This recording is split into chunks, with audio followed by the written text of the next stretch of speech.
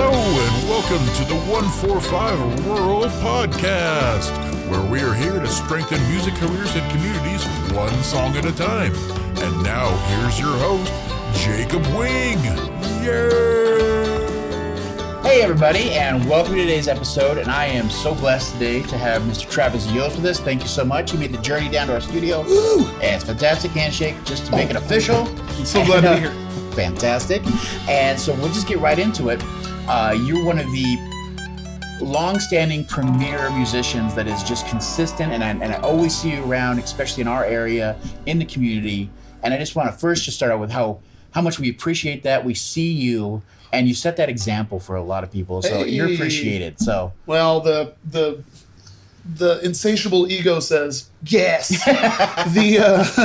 the constant hustler in me says, okay, good. Ooh, I'm glad somebody knows that I exist, and especially the Bitterroot, because this has been a new venture for me, having lived in Missoula for 20 some years. The Bitterroot, come down here a lot now. Right. It's right here. There's gigs down here. Why am I not coming down here more? And there's lots to do, lots to see. Gladly come down these days. So, well, let's just get right into it. So let's talk about you. How did you get your introduction into music? What was the start like? My dad is a drummer, and so growing up, he does what I still do, or did what I still do, the playing in bar bands and whatnot, and in the 80s. And when I was constantly being told, or he was constantly being told, take him with you tonight. Right. Because that might have been a little annoying. Might have been a little bit of a terror. And so I grew up going to those gigs and going to those festivals, those fairs, all that stuff, either in Indianapolis and surrounding area, but then we moved to Helena in 90. And so he got sort of back into it, and then I dove into it at that point. But that's how I got into it. Just, it never seemed like it wasn't an option. It seemed like playing music in bands, that's what you do. Right. That's what he does. I'm going to go do that. And so my introduction was him, and it was, a constant stream of Beatles, Zeppelin, and 80s and 90s country. Oh, that's some good influence. That's really the foundation. That's the basis of the whole thing. Is this everything from Joe Diffie to Garth to Strait and all that kind of stuff is like pretty normal, and then a heavy Zeppelin and Beatles rotation. No, that's a great, like I said, great foundation. That's amazing. Yeah, I mean, but do you have any modern influences at all? Yeah, my modern stuff is I'm obsessed with, like, I go through waves, but I constantly am obsessed with Wilco. Oh God, of course. And I can't get enough Wilco, Calexico, and LCDC sound system, and there's too many. But those, like, Chris Stapleton is the most current. Like, I hate Discovery. When you use the word Discovery, you're either saying, like, oh, look what I found, or people look at you and go, you just found him. Whatever. It doesn't matter when I found him, but he's a huge, like, as far as the guy who's doing it and as pure, like him, Jeff Tweedy, those guys, it's as pure as possible. Right. Like, they're in it for the right reasons, and they continually perform well, and they just write cool stuff. And yeah, those guys. Yeah. Well, let's talk about going from that, and then, so what was the early years like? How did you get your start, your first show, and like what kind of groups or projects did you start out with? Started out middle school. Started out earlier than middle school because I'd play with Dad's band, get up on stage, be a little 6-year-old with a guitar, get some tips for me and the band. Decent vaudeville style entertainment model. Right. Mm-hmm. Get him up there, and then right around middle school, turned into middle school band. Band director at my middle school got me a gig with the big band in Helena. So I started doing that occasionally, and then that became smaller, like bar bands would find me, and it's pretty novel to have a 12-year-old in your band, but also it's really cost effective because you can pay that 12-year-old whatever. You can pay that 12-year-old $10 doesn't matter. As I joke, I always want to find young kids to underpay in a band someday, because that's what I experienced. Right. But it was that, and then once I had a car, high school, it was those bands constantly, plus bands with friends. Right. Of course. And then I was a nerd, and I got a scholarship to come to University of Montana to study percussion and music education. And that's kind of the flow. Was just playing in every band. Right, of course. Was there ever that moment? Is there a point where you can say, this is when I decided I want to do this for my life? You know, this is how I want to make my living. Yes. 2 moments. Like getting the first times I got first couple $100. Right. The first $100 was like, was a really, really big deal, because while you can still play a gig for $100 if you want to these days, still do. Mm-hmm. But it's at that time that was amazing. Like through high school, like bought my first car with playing drums. Right. Like that's like amazing. That's amazing. That's still amazing. Yeah. But 16 was specifically when 15, 16 was like, no, this is what I'm going to do.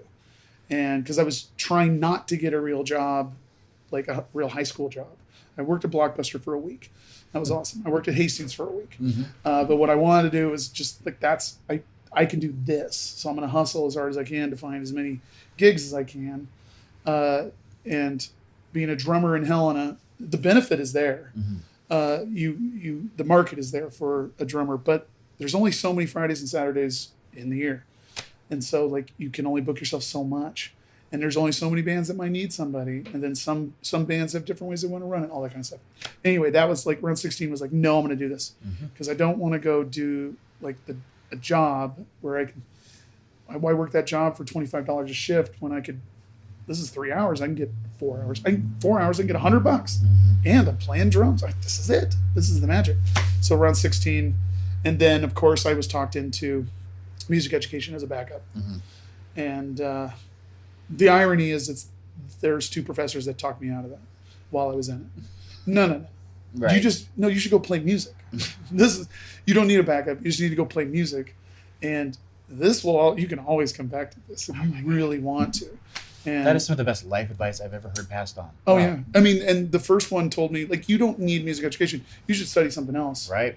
You should cherry pick your music classes and do things that will help you in the long run, which of course they did. And yeah, I wish I would have cherry picked from the very beginning. Couldn't with the scholarship. Of course. But I lost that once I lost the scholarship, being on academic probation, like right away. Right. Because I didn't learn how to study in school because I was busy playing music in school. And then coming there like to the big leagues of University of Montana, it was like, a funny thing happened when auditioning for that scholarship. He's still my friend from college. He was like 4 years ahead of me. He walked downstairs and saw all the kids lined up, waiting to go in an audition. And he's like, I hear there's 2 awards you receive in high school for music and band, the Louis Armstrong Jazz Band Award and the Sousa Award for band. And he walked down. He's like, Hey, I hear we have a couple award winners down here.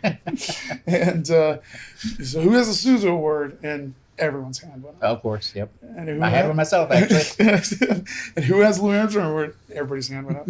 And it's funny for him trolling the freshmen that way. Right. But it was definitely something that I learned right away. Was, this is going to be the most competitive period. Like, this is going to be heartbreaking. But also, no, you were special in your town. You were special in your town, and nobody knew you then either.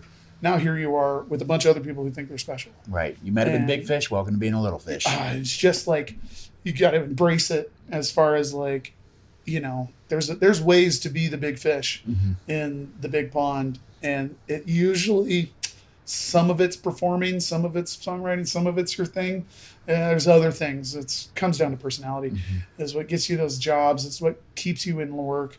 Is like whatever, being nice, all that kind of stuff. But I learned that right away. That like, nobody's special. And this is about to be real sad. Watching people come out of the audition crying. Right. And like, oh, it's a nightmare. And like, this is going to be hard. But after the first year, professor, you don't need it. You don't want to do this. You want to do this other thing. Exactly. Like, yeah, I do. Well, just stay here. If you want to spend the money, stay here. Do this, this, and this. Study whatever. I picked early childhood development and elementary education. Thought that was a better backup for me. And then slowly but surely, the second professor, you're missing a lot of school. I was like, yeah, because I'm out on the road. He's like, then you. And he didn't even say like you shouldn't be here. He's like, well, you can't be here. Right. Like, there's a spot for somebody. And if you're already doing it, why don't you go do it? Okay. Like, I quit that day. All right. Well, you go from that, and so you're actually transitioning into the kind of the full-time thing, and this is becoming the center of your life.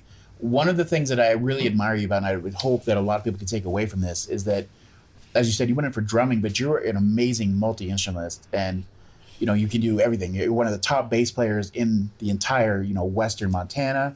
You play great guitar. You're a songwriter. Clearly, you play drums. Yeah. Can you talk about that a bit? How have you been able to do so many things? And maybe talk about what's your favorite? Oh yeah, it's ADHD. Like the superpower that is ADHD says.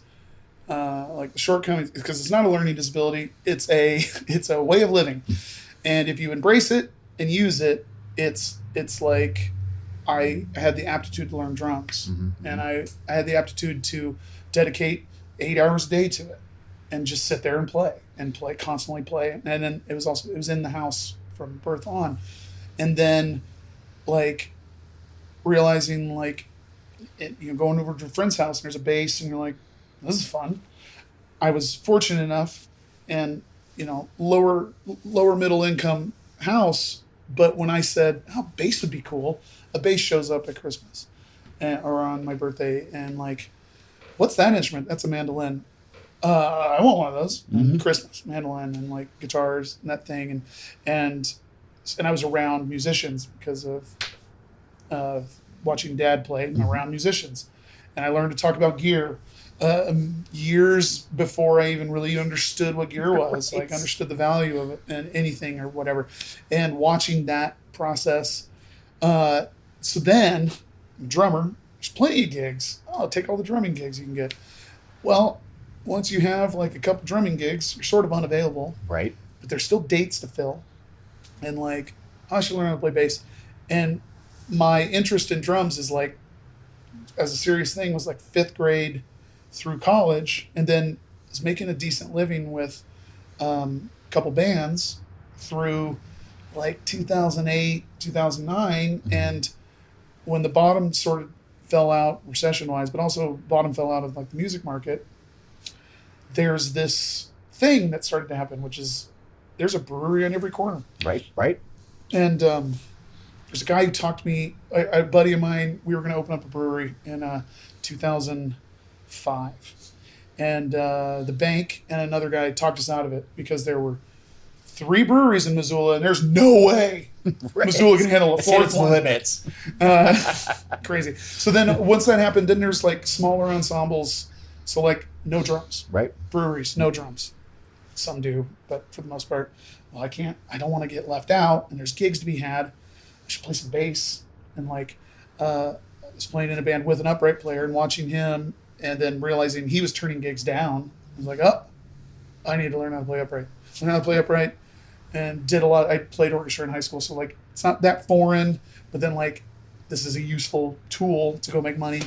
And then I've always written songs, always had a guitar laying around. I've been a lazy guitarist. As far as like what I'm good at, I'm pretty low on the list as a guitarist, but it's a tool that give me G shapes and a capo. Those of you out here are rolling your eyes about my capo.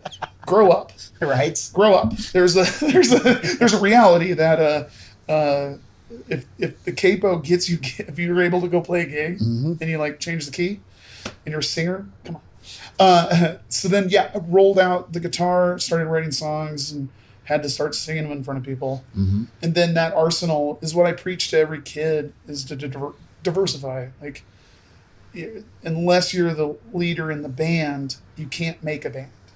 You know, like you can't form a band. Drummers don't make bands. Oh, Fleetwood Mac. Yeah, okay, there's one. Okay. And one in 40 end, years. Good job. Yeah, and in the end, he's not what you remember about Fleetwood Mac. Maybe by face, but nobody remembers Mick Fleetwood. Like Lindsey Buckingham and Stevie Nicks. Come on. Yeah. And nobody or the Police. Mm-hmm. Yeah, it was Stewart's band, and that's the joke, or that's their little inside joke. But again, everybody knows who Sting is. Mm-hmm. So like you can't, and bass players don't start bands unless you're a singer. Like there's like a whole bunch of things to where if you want to like vary yourself like that, and then also it became like I can understand the rest of the band. Like I can understand what they're saying as a drummer. I know way too many drummers who have no, it's fine. They have no idea what you say when you say, well, when we go to the 4, we all do this. And you go, well, when does that happen? You're like, well, when we go to the 4. Oh, you don't know what that is. Okay, that's fine. It's this thing or this line or something. And like understanding everybody's point of view. And if drummers had like those type of drummers had a little music theory and they could like talk a little and hear it and like do that, that's like a benefit. Right. And you also understand when you're talking to a band member trying to explain what you want them to do or what you think they should do. Mm-hmm. If you're speaking outside of their comfort zone or outside of the abilities of their instrument, you're making trouble and you're not making headway. Right. So like buy a bass, fool around with it. Every singer-songwriter should have a shitty drum set and a bass to go with their computer and their interface. That's so genius. You just sit there and like you can demo up your tune instead of wasting a 3-hour rehearsal. Sorry, I don't do 3-hour rehearsals. I came out of the educational system. We're getting a solid maybe 2 hours in.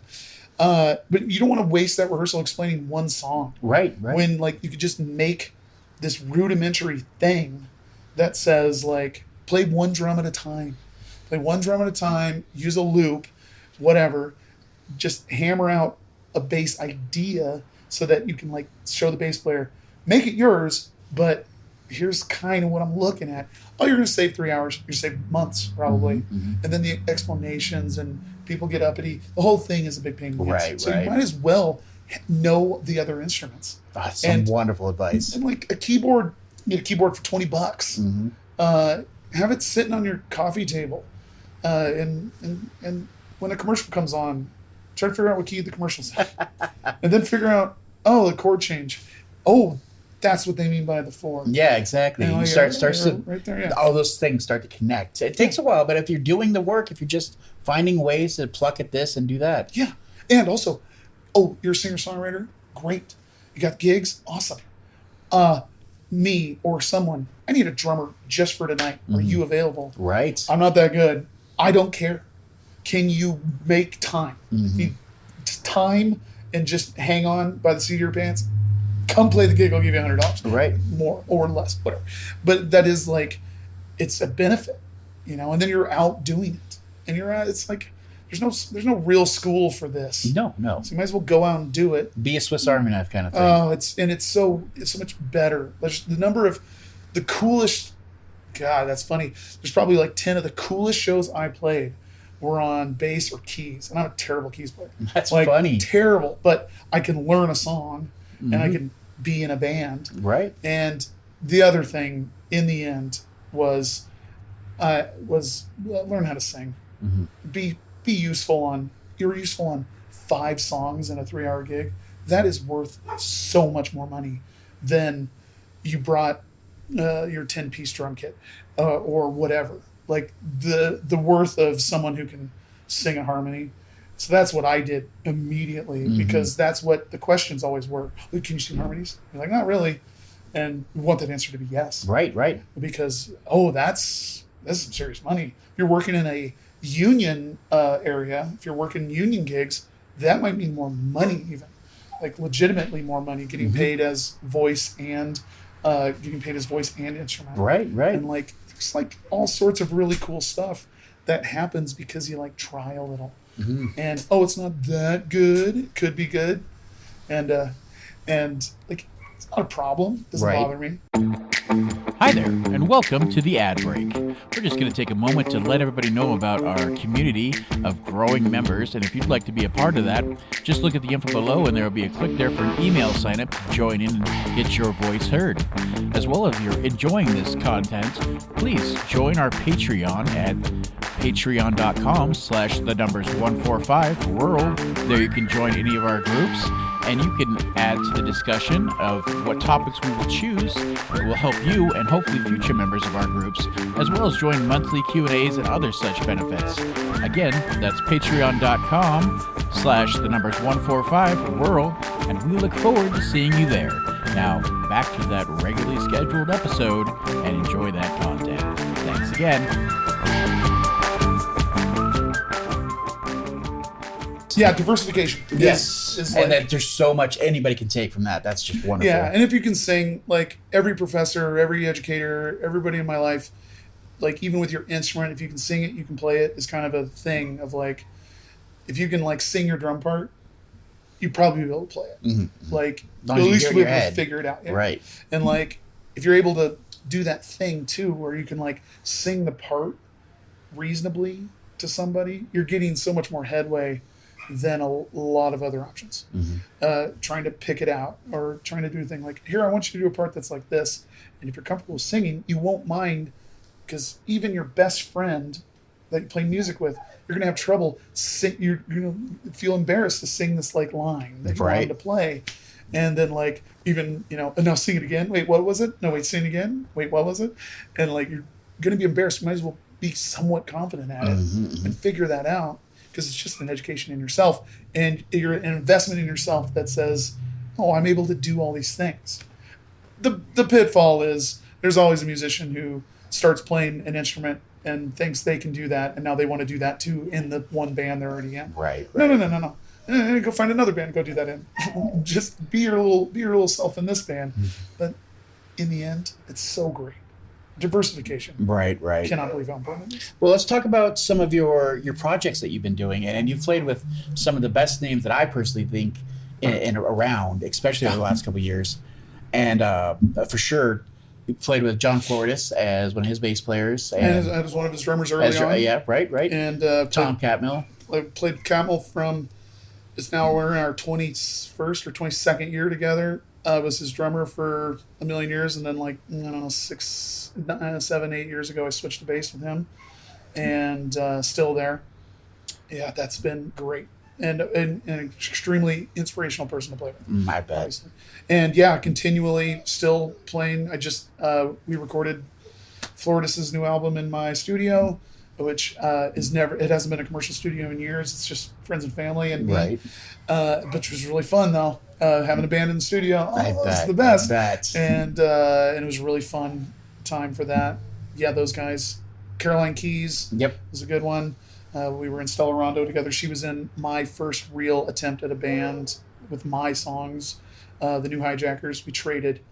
I'll let you be in my band if you let me be in yours. Oh, so cool. And mild success actually great success on both ends of those two projects. There's other people, but those are huge names in this little state. What other projects do you have that you do? My current workload is I'm either solo, Trav, the mighty Trav.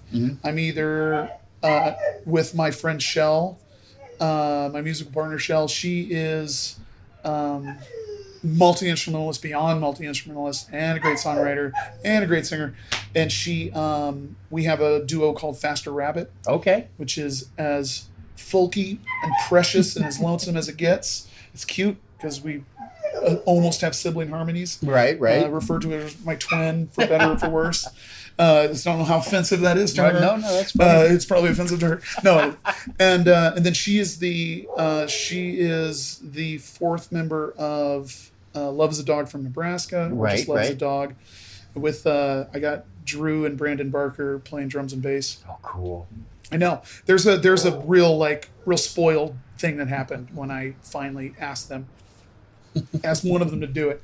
And then I have a fake country band that it's funny because I developed it I play a lot of private ranch work, and they want country music. but the private ranch guests don't actually want country music all night. Right. Yeah. But they want a country band, and I don't have to. There's like a whole bunch of material I don't have to learn because I grew up doing that. So then I brought my dad in to play drums for that, and Shell came in to play bass for that. And so I got this, Aaron Jennings is in there playing steel. I just got him my tradition of the last like 6 years is if you join the band, you get your own Loves the Dog jacket, right. or you get your own. It's Red Merle and the Shepherds. You get your Red Merle jacket that you're officially in the band, and I will call you for a gig. Oh, and I depend on you. You so become cool. You become indispensable. Yeah, the jacket is a blessing and a curse. It means like I really need you to play this game. Right. Or here's 10 songs for you to learn by Friday. Sorry. Good luck. Sorry about that. See that. Which everybody is. That's the group of people I've surrounded myself with. Are Smart. the people that can do it, that want to do it. I still play with Tom, still play with John, still. But those are Loves the Dog and Red Merle are the bands, and the Mighty Travis is still. If there's a dude in the corner singing music, I'm one of those guys. Right. Obviously, that's what it's been. That's amazing. It's pretty good these days. Just so you guys know, we hear the dog in the background. He's kind of by himself for the first time, so buddy. sorry about that. Buddy, it's gonna be okay. So what's coming up for you? Let's hear about that. What kind of projects you got coming up? What kind of things are coming up for you? Yeah, I have a couple cool things coming up. I have my normal schedule coming up, like summer craziness. But you can check all those links below. We'll have those. You can take a look at those. Good old TravisYost.com, themightytravis.com. Loves the dog from Nebraska. Perfect. GoDaddy receives a big check from me every year. Right. Oh God, I know the feeling. I have two things coming up. So pre-pandemic, it was actually March of 2020. I had this thing. I finally put together a presentation that's called "So You Want to Be a Professional Musician." Oh, that sounds amazing. And Sounds right up everybody's alley here. I know, this is it. And I sold out 2 nights of it, which was awesome because I don't even have to bring gear. Awesome. And then the pandemic hit. We had to cancel it. Just kept pushing it as all that happened. And then now here we are. It's 2024, and I have to put that on the calendar. It's going to be sometime in March. Perfect. And I will be making a lot of noise about it. So That's if fantastic. You will see it in follow our links if you want to see it. Awesome. We will have it up there as soon as we get it. We'll have it for you. And as you can see or hear, I don't stop talking, and I'll talk a mile a minute, and the tangents are wild and the whole thing. But I came up with the presentation and mapped it all out to try to keep it to 2 hours. Right. Because we're talking about professional musician is so varied and so wild, and I've played with symphonies, I've played with bar bands, I've been gun for hire for national touring acts, I've been a solo singer-songwriter, I've been a bass player, I've been a drummer, I've been all the things enough that the people who show up, I can mention something to everybody about everything, which turns out is a better deal because the thing you're telling the guitarist that wants to be a pro is going to help the singer-songwriter know what to look for, what not to look for, and then it's going to help this other person, and it's going to be a reality. Right. And I want people to take the information because at the least, it's somebody is inspired to book one gig because that's the first step. How do you book gigs? Well, I can tell you how to do it, but that's not really the problem. Right. Because you can walk into anywhere. Just stay with the United States. Stay with North America. You can walk into any venue, any place, and if it's a night they don't have music and they don't have anything else going on, you probably play. How do you get a gig? That's easy. That's simple. Be more specific. Right, exactly. Oh, you want to make a living? That's too bad. That's unfortunate. But there's a way, and there's a way for everyone to do it. So we're going to put that on the calendar. It'll probably be at the Roxy Theater in Missoula. Okay, perfect. And we'll do that. And then, so I have that coming up. I'm going to dive in. I've been an educator on and off over all the years. I used to teach here in Florence. You're kidding. I did not know that. At Florence Carlton. And I'm going to dive back into the educational model for lessons. Because there's always a Monday, Tuesday, Wednesday where I got room. But the problem is, for me, is that it used to be I don't know how you discovered music. I discovered music because it was in my house. Right. Like That's music. it's a pretty common story, actually. Yeah, music lover. There's gear, and while there wasn't, guitars but a guitarist would float into the house and like, oh, there's a guitar, and you touch it, and like, oh, a guitar, and like I took piano lessons, which is I know a lot of educators. I know there's a lot less piano teachers than there used to be, and so that's like it's not your exposure to music as a kid is like it's a lot harder now. Not everybody has the piano in their house. Not everybody has the uncle that plays in a band. Like it's a lot less common. You're right. And so I'm putting together a curriculum that will involve like a month of, hey, we're playing drums this week. We'll play bass next week. We'll play keys next week, and we'll play guitar last week. And then we'll decide if you want to focus on something, or do you just want to. We'll spend a month. We'll record one song, and you'll play everything, or something like that. Oh my God, that's so smart. Get through all of the instruments because you don't know what you want to do, and also, like me, nobody should be limited to one. The idea of like focus on one instrument, master of one. Nah, sure. I'd rather. I mean, Nate Beal had a comment that was, instead of being good at one thing, I'd rather be like okay at a bunch of stuff. Right, right. And for me, that's how you make good music. Is you're good at stuff. It never ceases to amaze me the number of amazing musicians who like it still have surprise when like this amazing songwriter there's a clip of him just joking around on the drums. It's decent. Oh, Right. he played drums. Oh, and like be surprised by that is weird, but also like, oh, it's so cool. Right, right. Oh, it's because you've been around music, and like it should be just natural. So we're gonna do that, the multifaceted lessons, and then I do songwriting workshops for kids and adults. Oh, cool. And so while I'm not the greatest songwriter on earth, I can help somebody write a song. Right. And those being in the workshop format where it's usually 4 students and me. And the deal is you get your assignment and you present it the next week. And that's a pressure we all need. That's so fantastic. Need Well, if we can find even those I links, get the pressure. Get those links to me. We'll make sure to have those as soon as we find them. If not, we'll have all his links below. Wherever you hear this or see this, whatever time it is, follow those. They'll be there. So anything else you'd like to share with the people? So many things. Oh, you mentioned you want to talk about Naked Ridge Runner. Yeah, There's no reason to not talk about Naked Ridge Runner. Of course. Tell us all about that. So the elusive mythological beast that is the Naked Ridge Runner hasn't appeared in a couple of years because it's I'm a little busy. There's a thing that happens with me, and it deals directly with like the ADHD thing of like, okay, I don't want to be a drummer anymore. I want to be a bass player now. I want to be a guitarist. There's a thing where I tend to monetize everything in my life. Right. Like as a songwriter, I've monetized every relationship I've ever had, and as a musician, every activity. Because this thing called social media appeared in like 2007, not counting MySpace pre that, because that wasn't as valuable as we thought it was. But now here we are. We're still in it. It's not going away.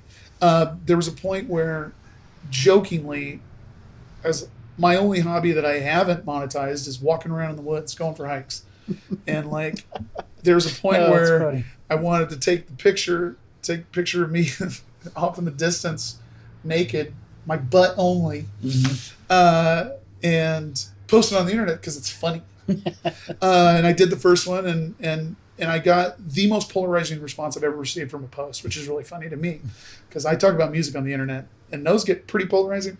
This one was polarizing. This one was, oh, this is funny, fun. This is fun.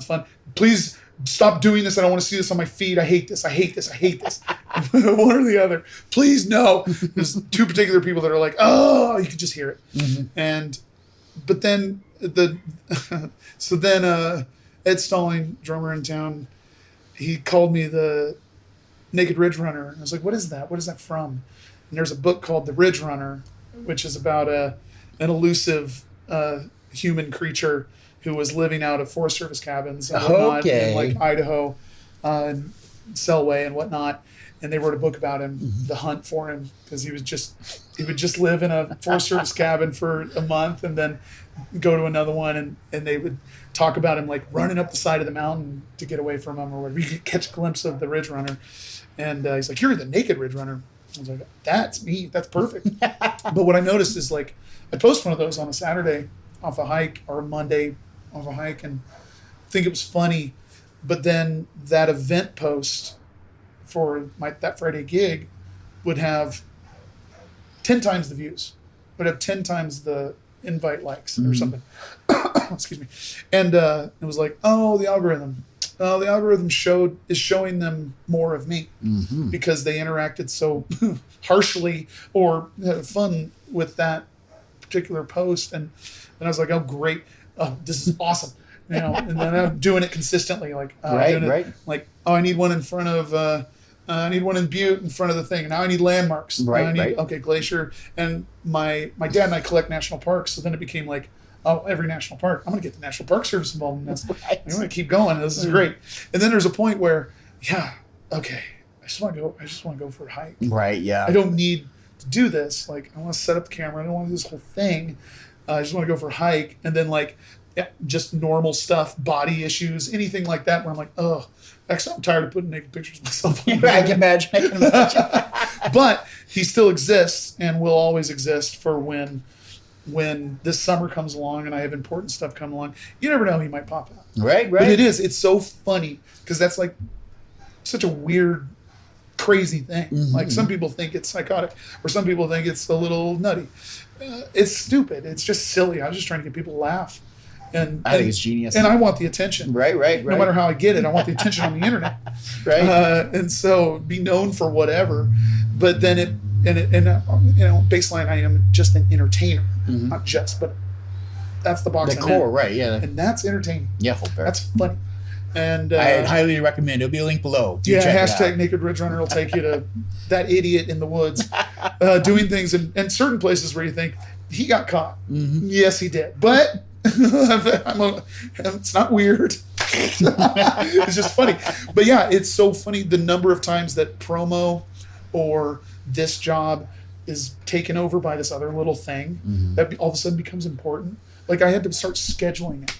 Oh, right. Like, oh God, we got to get some new Naked Ridge Runner pictures. Oh no. Yeah. Okay. So it's kind of losing itself. That's just like That loses itself, and then I don't know if I need to keep doing this. What's the age limit where like I should take a break and then come back because like it's funnier if you get older or something? I don't know what it is. You know, what's the deal? And like how many people are going to look at me face to face and be like, "What are you doing?"